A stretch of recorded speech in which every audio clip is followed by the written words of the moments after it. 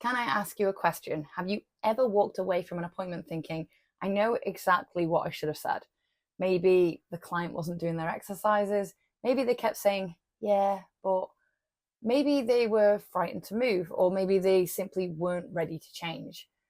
For years, I thought my biggest job was giving people the right answers, and it turns out I was just asking the wrong questions, and learning one communication skill completely changed the way I work. Hi, I'm Jen Summers. I'm a coach, sports massage therapist, and sports injury rehabilitation student.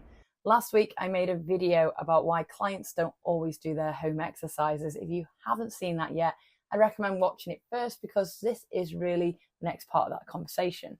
Today, I want to introduce you to a communication approach that completely changed how I work with clients.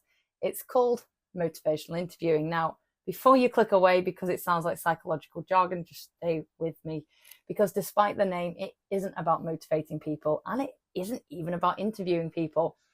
And yeah, definitely not about giving motivational speeches. When I first heard the words motivational interviewing, I imagined someone trying to convince people to change, almost like a real good salesperson.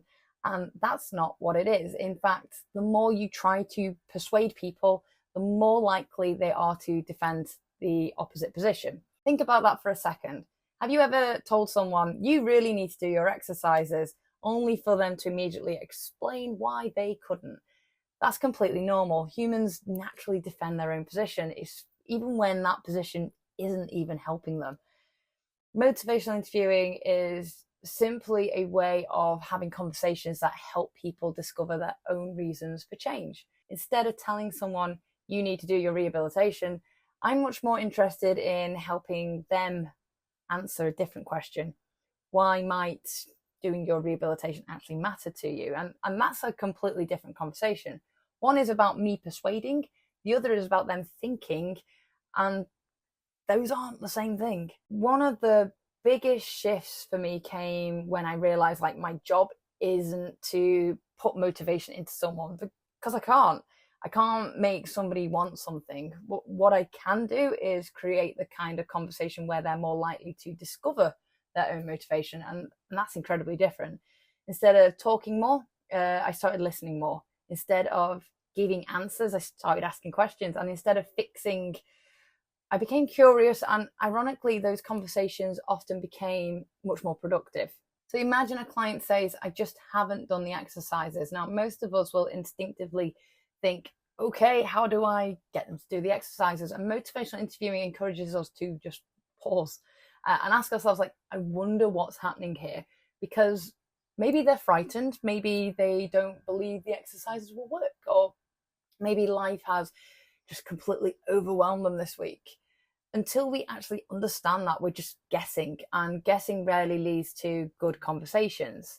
One of my favorite things about motivational interviewing is that it isn't manipulative. You're not trying to convince someone. You're not trying to win an argument. You're helping someone explore their own thoughts. And sometimes that leads to change, and sometimes it doesn't. And that's okay, because ultimately people change for their own reasons and in their own time, not ours. So over the next few videos, I'm going to show you some of the ideas that sit behind motivational interviewing. We'll look at why people resist advice, why asking better questions matters, and why listening is often much harder than talking. Because once you start noticing these conversations, you'll see them everywhere. So if today's video made you think differently about communication, I've actually put together a practical course on motivational interviewing specifically for rehabilitation, healthcare, and coaching, and it's designed around real conversations rather than psychology lectures. So if you'd like to develop these skills further, you'll find the link in the description, and if not, no worries at all. Check out this next video. Thank you for watching, and I'll see you in the next one.